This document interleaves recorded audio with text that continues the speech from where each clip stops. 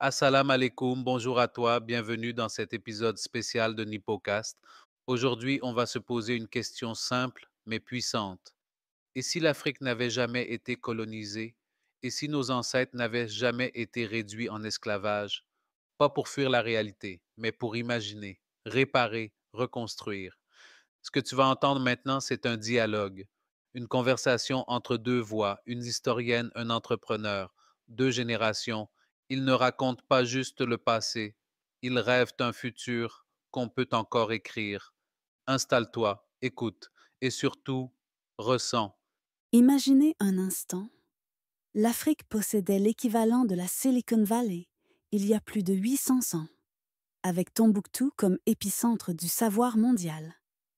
Et si cette trajectoire n'avait jamais été interrompue? C'est fascinant que tu abordes ce sujet parce que peu de gens réalisent l'ampleur du développement intellectuel de l'Afrique précoloniale. Hmm. Prenons l'exemple de l'université de Sankoré. On parle de plus de 700 000 manuscrits couvrant l'astronomie, les mathématiques, la médecine. C'était vraiment l'équivalent d'Oxford ou de la Sorbonne à l'époque. Et ces manuscrits étaient écrits dans des dizaines de langues différentes, n'est-ce pas? Exactement. Et c'est là que ça devient vraiment intéressant. Dans une Afrique non colonisée, le Peul, le Wolof, le Swahili seraient probablement aujourd'hui des langues internationales majeures. Tu sais, les experts estiment que l'Afrique comptait plus de 3000 langues distinctes avant la colonisation.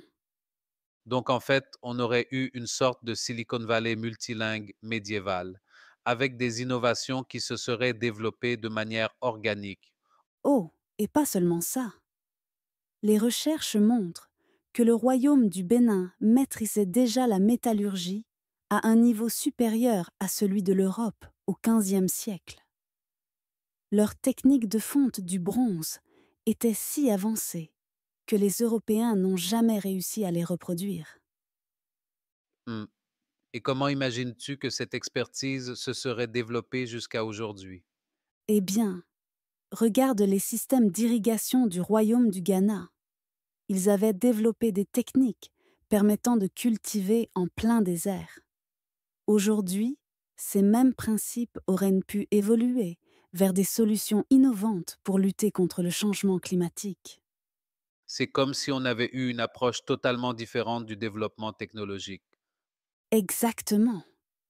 Les études montrent que les sociétés africaines précoloniales avaient une approche beaucoup plus holistique du développement.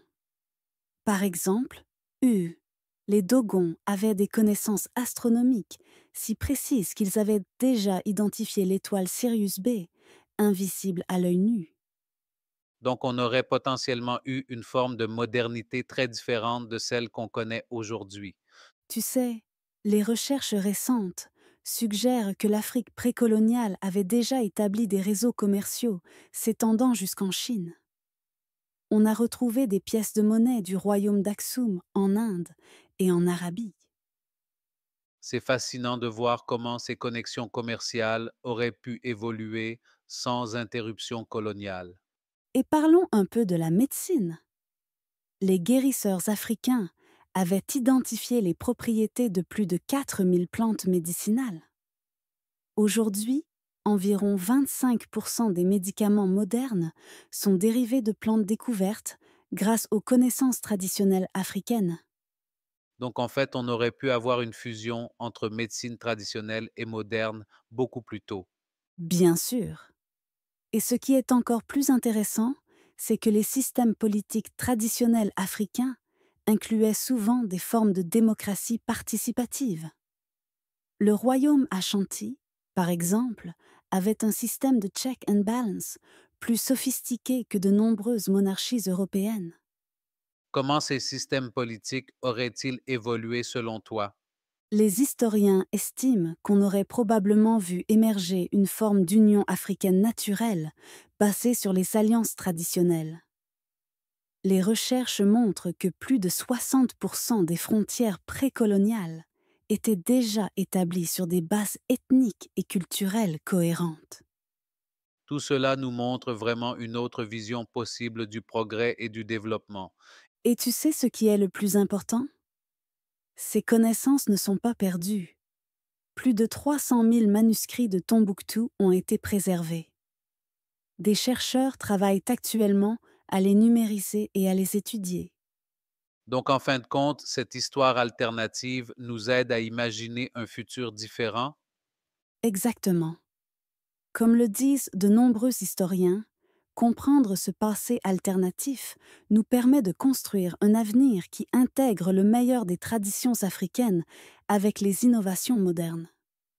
C'est une invitation à repenser complètement notre approche du développement. Ce qu'on vient de dire, ce n'est pas un rêve. C'est une mémoire à réveiller, un futur à reconstruire. On ne peut pas changer l'histoire, mais on peut refuser de l'oublier. Et surtout, on peut reprendre le stylo, maintenant. Reprendre le pouvoir sur notre récit, c'est déjà reprendre le pouvoir sur nous-mêmes. Merci à toi qui nous as écoutés jusqu'ici. Que tu sois seul, en famille ou entre amis, transmets, même une vérité par jour, c'est un début. On te donne rendez-vous très bientôt pour un nouvel épisode. Et d'ici là, prends soin de toi. Que la paix, le savoir et la force soient avec toi. Nipocast, réveille ton potentiel par le savoir.